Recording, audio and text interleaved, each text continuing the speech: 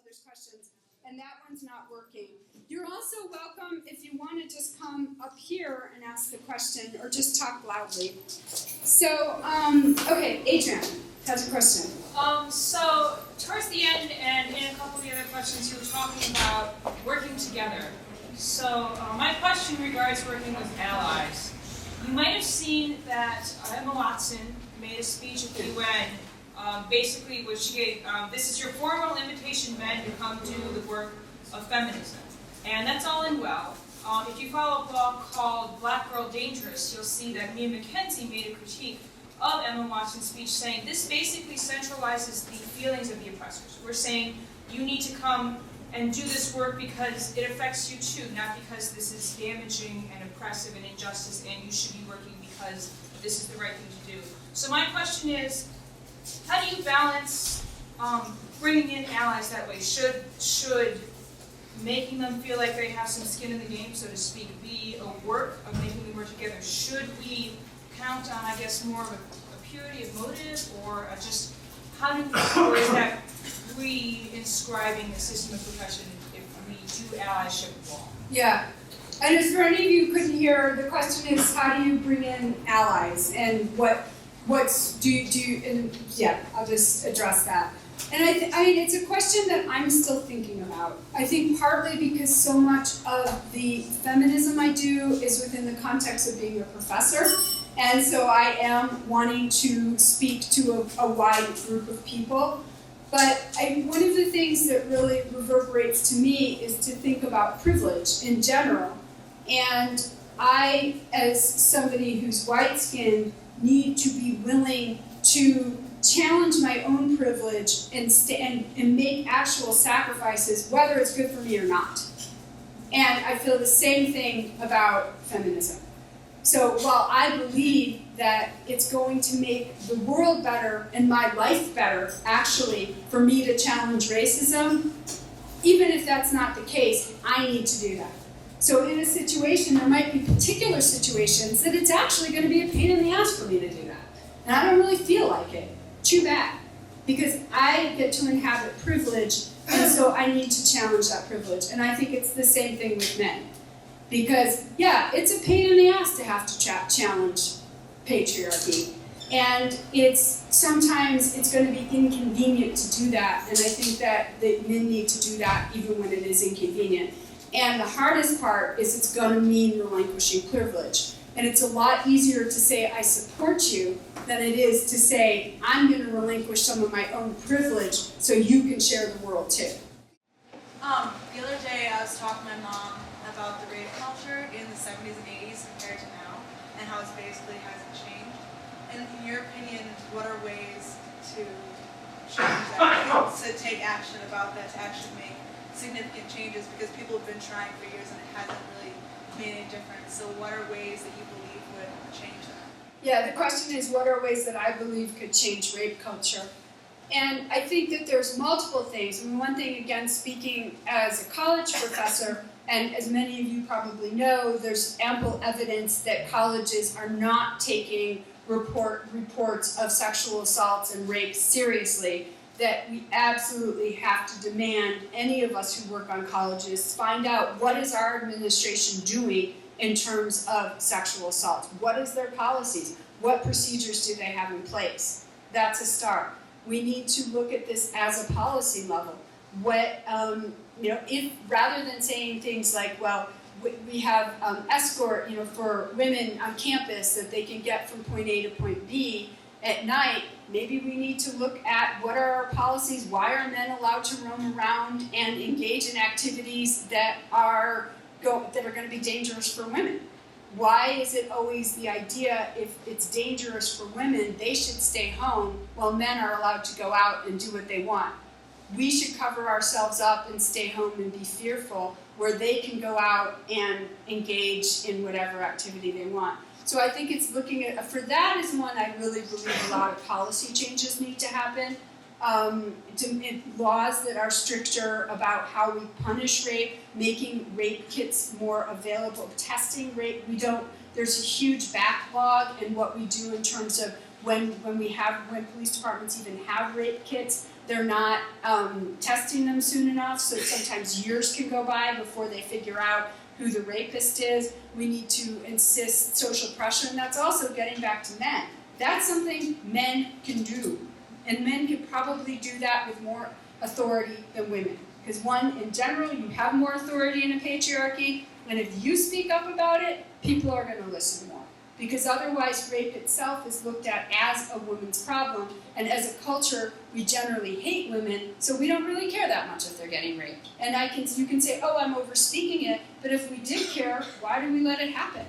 Why isn't there a public outrage? Why is the statistics on rape so abhorrent? So I think policy issues on that is crucial, and again with the emergency rooms, demanding that you can have the emergency contraception available. In schools, we should be teaching about emergency contraception and teaching boys in gym class about what, in terms of what rape is. Not just teaching, my daughter's in a gym class where she's going to learn self-defense, but what are the boys learning? They need to learn about other ways to engage in their, whatever it is, their anger, their whatever they need to engage in that isn't about trying to assault women. But that is definitely one that I see as needing more policy changes. But at the same time, there's also that problem, like most of them, well, some of them, females that this happens to, like, some of them aren't even aware of what that's considered assault too. Yeah, I agree, and they're either not aware of it, they're not aware that it's okay to say no to this, they're ashamed when it happens. We still shame rape victims or assault victims. There's a sense of wanting to, if you're in a small community or a college, you don't want, it's embarrassing to call out somebody, you might have class with them. That's where I went back to what I originally said. I think it's very important for us to find out, for all of us, if you're in a college community or in work, wherever you work, what is the procedure? What is the support available? Because I think you're absolutely right. I mean, I hear that far too frequently, and it's incredibly upsetting to me as a professor of women coming to me and telling me, this happened at a party, but, I don't want to say anything, or I have class with him, and that is an education issue where we need to both educate the men on what they're doing and also offer a better support system to women other than just being able to tell one faculty member. I really appreciated you quoting Rousseau and Hegel and Aristotle to demonstrate how our very idea of what constitutes the political sphere, is based on a gendered hierarchy and gender binary. And I was wondering, since through a lot of these foundational documents of political philosophy, women are debased almost as low as beasts, right? There's always this equation, this close association of women with beasts in this patriarchal tradition. And I was wondering if you thought feminism had a place in critiquing the way patriarchy, and this is coextensive with the issue of climate, right? Patriarchy treats the animal. And sorry, I put it in because Ryan, one of my students, has been encouraging me to think about that. So you're saying, does patriarchy have a way to think about how we think about animals? Does feminism have a way to critique? Patriarchy does. Yeah, I mean, the answer would be absolutely, because it also has to do with what we think we can dominate and appropriate. And really, thanks to Ryan, I have been more noticing, because actually, the whole idea of animals, just like that incident on the airplane where I, in that moment, chose not to give up my privilege, I realized I often get very angry with students who just are able to read over the sexism in a text, and I'm like, how can you do that? How can you say it doesn't matter?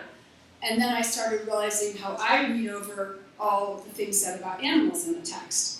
And that was an enlightening moment to me, because I saw, oh, that's how you learn to read as an oppressor, or that's how you learn to read, not necessarily an oppressor, that might be saying it too far, but that's how you learn to read without recognizing your privilege. So I would say yes, but I can't say much more about it because it's something I've probably just been thinking about for about 6 weeks. And you know, I mean, it's new to me, and it's a very interesting way to read. And it does also, again, it really makes me appreciate how one can habitually, and by that I just mean by habit, not out of cruelty or laziness, read over something hateful in a text. Because we're trained to look for what's important, and what's important, say, is what Rousseau's saying about reason, or whatever, but not, what's important. It's not important what he's saying about children, or animals, or women. Okay, so I'm trying to figure out how to win this. I hear a lot of feminists talk about fighting against gender norms or gender stereotypes. But on the flip side, I also hear about how that ends up playing into patriarchy, especially in terms of powerful women who feel kind of obligated to give up their femininity, whatever that may mean, and to assert themselves in a more masculine way. So what I'm curious about is, what do you think are ways to fight gender norms or stereotypes that don't just end up adhering to binary? If that makes sense. That's a really good question. Can you repeat it? Yeah. Oh my goodness. Basically, the crux of the question is, how do I see ways to talk about gender norms that fight against the binary? And that tell me the other part, because I was also that there's so that don't adhere to the patriarchy. Yeah, so that we don't adhere to the patriarchy, and that we don't also reify this idea that sort of, you can't engage in certain activities if you're a feminist, like, that might seem to reify the patriarchy, or if you're a man, that you have to act a certain way. Is that pretty much? Yeah. What we could do is also have people come up here, but then people might be shy, I don't know. But so I guess what I think is really crucial, and this is very much connected with capitalism, is I think, again, what I said, capitalism encourages us to have a very narrow idea of socially appropriate attire, behavior for men versus women. And I think it's this is an area I actually see some hope in terms of things. I think there's more fluidity in how we're allowed to express our aesthetic than there used to be, say even 10 or 15 years ago. But I think that it's still, Halloween's coming up, right? We're going to be inundated with the sexy everything from the, sexy philosopher to the sexy firefighter. And I don't think the sexy philosopher really, they don't have any for that, but that would be funny. But, we're going to be inundated with that. And to me, it's a constant reminder of this real push by our society to keep asserting a dichotomy. That the male, and then if you look at the costumes. Don't buy anything, but go to like Costco or Walgreens or one of these mainstream stores. Look at the costumes. The ones for the boys are active. They're doing something. They're getting something done. The ones for the girls and the princesses, they're passive. You're not engaging in activity in the world. How I think we can fight that is I think we have to start with children. I think it's crucial that we challenge this. I certainly do with my own child, but I think it's crucial that we challenge this idea that if you're a girl, you're only wearing, and that doesn't mean there's anything wrong with pink and sparkly. That's the other stereotype about the feminist. Oh, you can't enjoy aesthetic decoration. As a human beings have always enjoyed aesthetic decoration. But why is it gender? Why, if you're a man who wants to be sparkly or be pink, then you're labeled as homosexual, and we live in a radically homophobic society, so most men don't want to be labeled as such. Why can't we embrace the aesthetic that you can play different ways? And I do think it has to start with children. I see more of that, and maybe I'm unrealistically optimistic, but I do feel like there's a little bit more for your generation, college-age students, people in their 20s, 30s, and a little younger, to play around more. It's more acceptable than when I was young for men to play with hair color, jewelry, but there's still a certain way we keep reascribing. You have to be masculine enough, and women, in order to be sexually appealing, which is supposed to be the most important thing to us, have to be feminine enough, or we're considered not sexually desirable. So I would say one of the main ways to challenge that is through children and also just for ourselves, and that's harder to do when you're grown up, although I started challenging the aesthetic at 25, is to really start asking, wow, do I really need to be spending all this money on makeup and hair products just to be socially acceptable, which is very different, and the whole aesthetic issue is tough, because it's fun sometimes to do that, and that's okay too. But it's very difficult to have fun with our aesthetics, like makeup, hair, dress, when we live in a culture that punishes us when we don't do it right. So it's hard to know when we're doing it because it seems it's actually something we want to do for fun, and when we're doing it because it's something we think we have to do in order to be socially acceptable or sexually desirable. And I think that's one of the things that's very sad about patriarchy, is it robs us of our ability to play with our gender, with our aesthetic, with what we might want to do, because we're so circumscribed in what's acceptable. Did I answer your question? Yeah, thank you very much.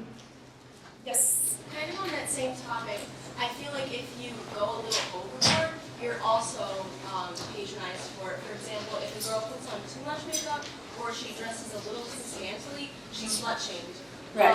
And I think that is also a really big part of woman-on-woman sexism. I mean, some men will slut-shame, but women do it to each other. And what do you think about that? Yeah, I think that, and I want to answer this one other question, and I forgot I was supposed to have us take a break so we could all partake of the wonderful food and drink here. So I'm going to answer this question about women-on-women sexism and what we do to women who wear too much makeup, or I even did it. Women who wear a lot of makeup or choose to dress in a certain way, and then we'll take a break to get some food and drink, and then I'll come back and answer more questions.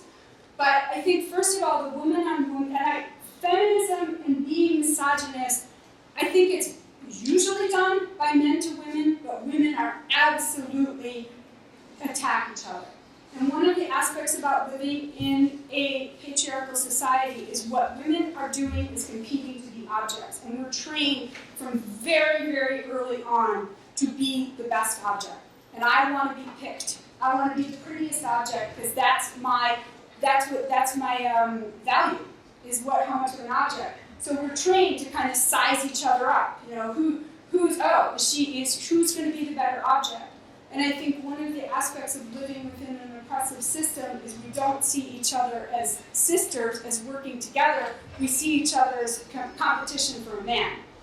And so I think that it's very important to be able to appreciate in a woman, that, oh wow, you choose to wearing that, you look good.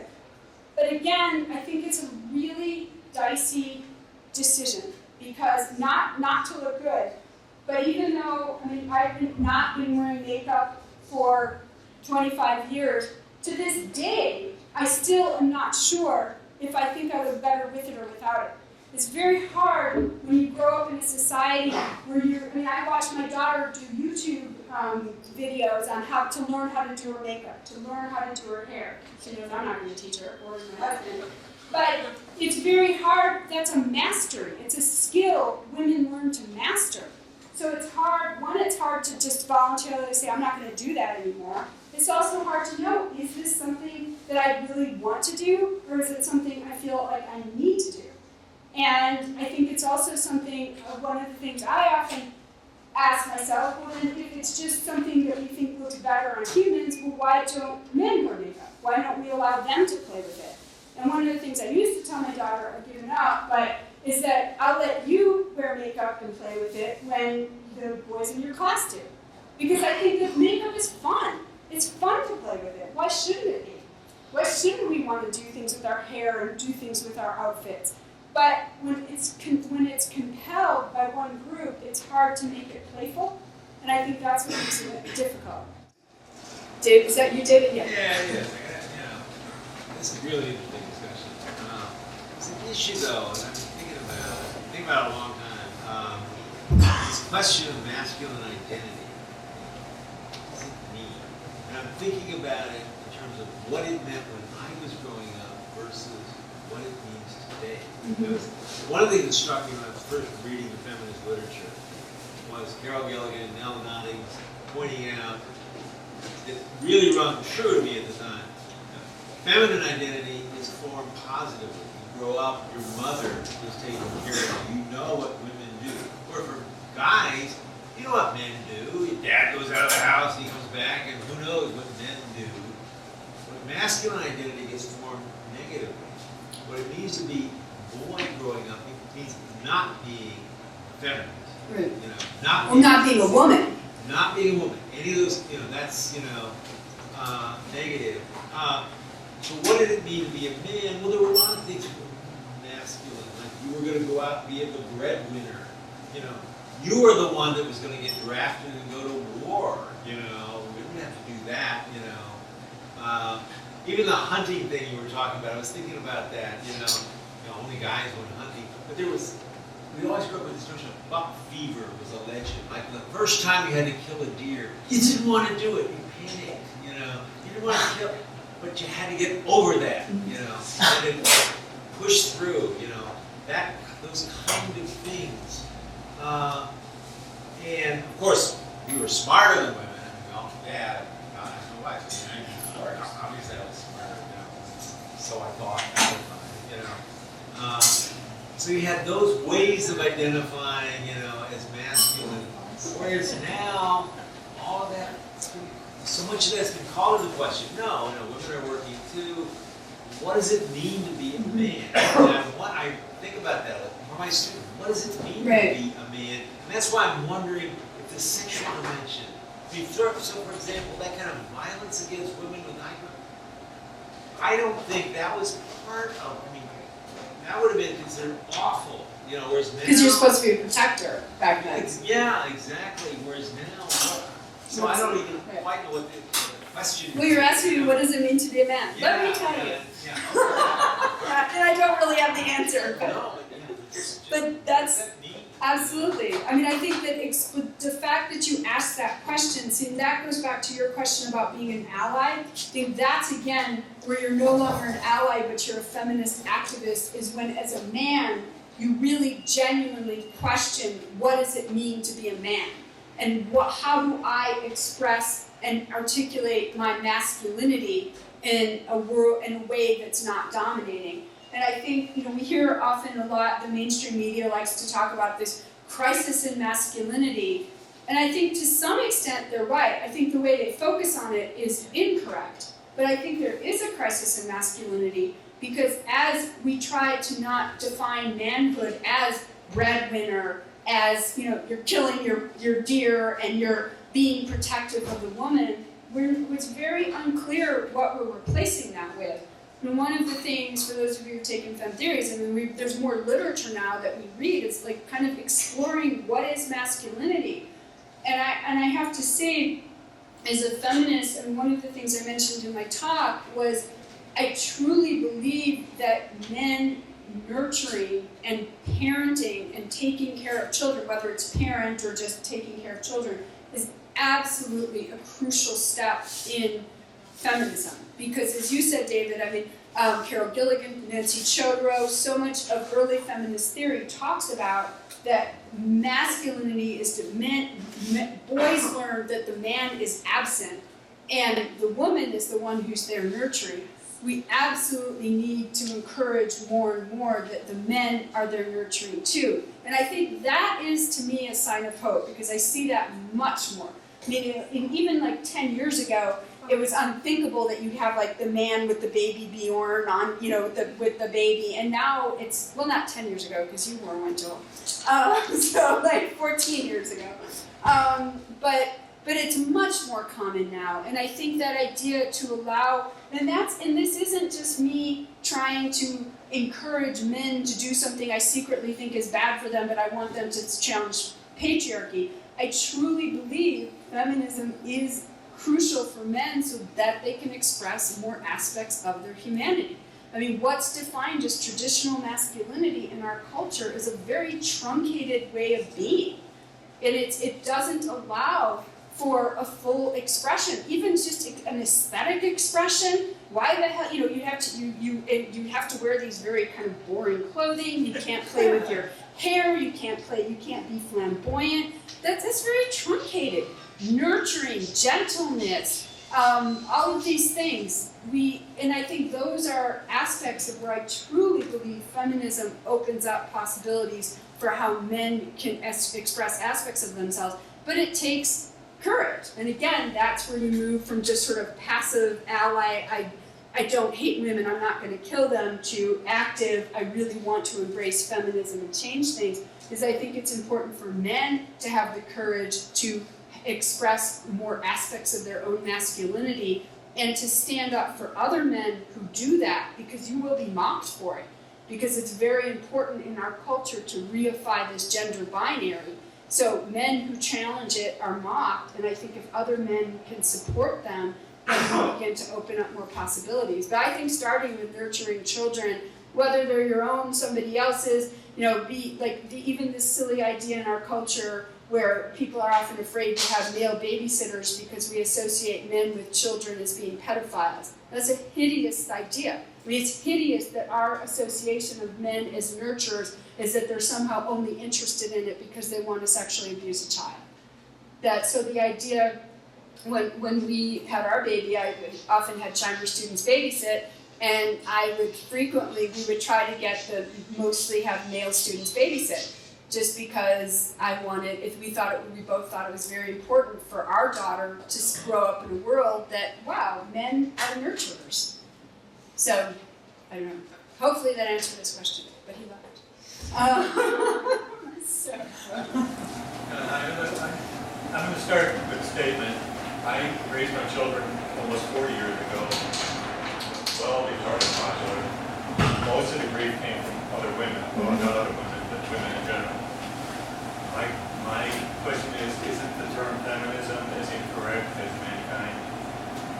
I think that's not, I disagree with that. The question is, isn't the term feminism as incorrect as mankind, meaning because it's about it's about women and the feminism.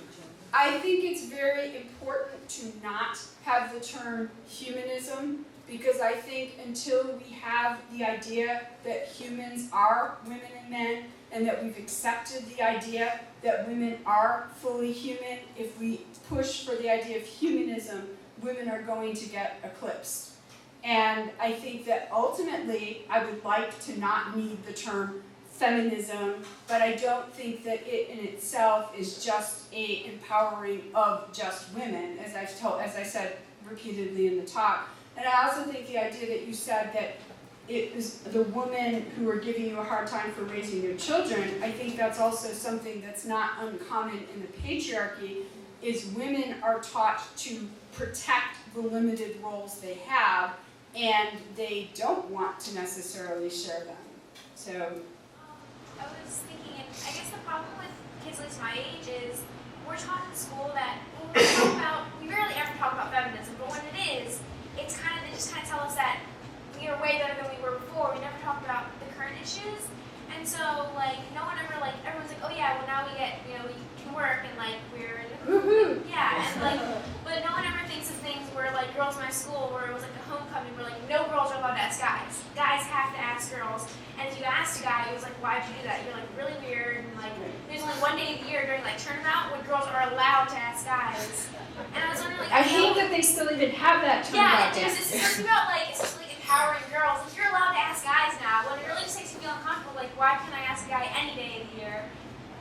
But I know you guys are talking about not pushing girls, but what do you think? Because I guess what I'm trying to say, in school, I guess, is when you really don't have control over your child's environment.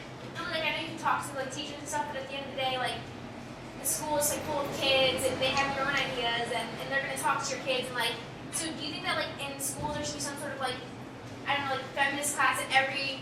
Absolutely. Yeah. Absolutely. I mean, and when I said don't push kids, I didn't say don't push them. And I did ask my daughter's at homecoming right now, well, why can't you ask a boy? Why do you have to wait for a boy to ask you? I mean, I feel like that's absurd. She didn't like that I asked that. But I think that we absolutely need to teach about feminism and gender equality in the schools. There's just absolutely no question. And every time my daughter gets a history book, I always look in the back to see if they have the word woman in the index. And they always do. They never have the word man in the index because it's history. It's all about him. There's always the part about women.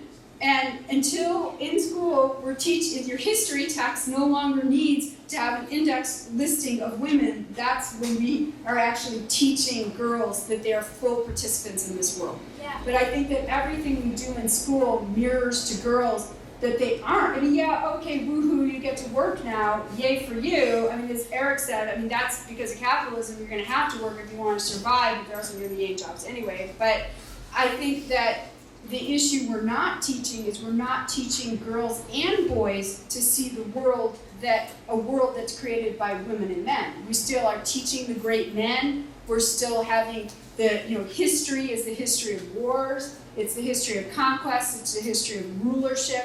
In all that, what girls are learning is they're inconsequential. So, and then on top of that, there's the whole social dynamic of, turnabout. I mean, who would have thought in 2014 we still have to have a special dance called turnabout where the one time that a girl can assert her autonomy and ask a guy because she's interested in him.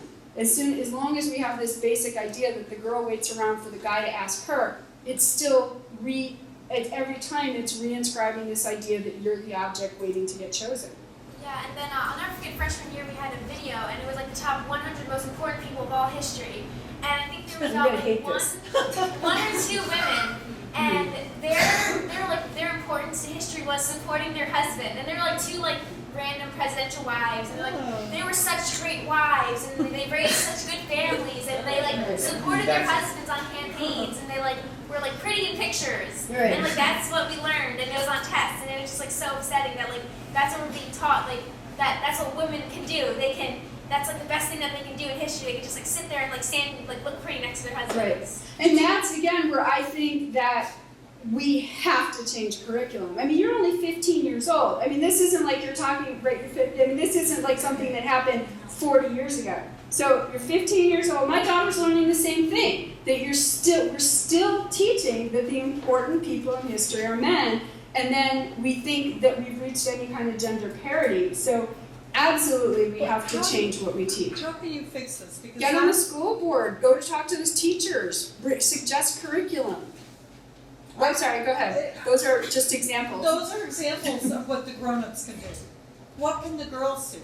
I don't think it's fair to put it on the girls. What can the boys do, too? The boys are going to, unfortunately, the boys are going to be the ones who are going to have the power to somehow bring about some kind of change, because if the girls are vocal at all about it, they're going to get smashed. I don't think they're entirely going to get smashed, but I think that gets to what Ryan and I were saying before. You think it's not reasonable, and I've tried to get my daughter to do social activism in school, and she resents that, which I don't blame her. It's not reasonable to take a girl who wants to be accepted socially, who has been taught since preschool that she's inconsequential to the construction of Western civilization, and who's watching TV and video that keeps telling her that she's valued for her sexuality. It's not fair to then say to that girl, you need to speak up. Right. That's where we need to intervene. And it is, again, where I said the Tea Party is an incredibly effective activist group. The right wing was also incredibly brilliant in their strategy of starting by school boards. They got on school boards and they started making local change. And that was an amazingly effective strategy. And now all of us who are children or have children are the victims of that, because the textbook industry now is serving a very particular and narrow view of what's acceptable to teach. And that's where I think the activism has to be. It's very local and particular, and it's getting on a school board, talking to school librarians. That's something, even if you don't have a kid in school, go talk to the librarian, ask them, here's a whole bunch of books, do you have this book? I've done that. You could give a whole bunch of list of books. Have you read these? If you do have kids in school, or you're a kid in school, I mean, I think it's harder if you're in school, especially if you're, wanting to not be vilified, which most people in school don't. But I go and talk to my students, my daughter's teachers. It's like, as I said, have you heard of this author? Would you like me to come give a talk about this? Here's a poster about this. I mean, I think these things are not inconsequential. Because how are you going to learn anything with the 100 women, 100 men? I mean, we're still learning about Betsy Ross, for God's sakes. I mean, Betsy Ross, she sewed a flag, and meanwhile, there's all these women who did all these amazing things. How are you supposed to form an idea that you're a full, accountable human being when your hero is Betsy Ross? So I think we have to change what we teach in school. I mean, I feel very strongly about that. I don't know if I'm optimistic about it, but I think that we absolutely need to change it.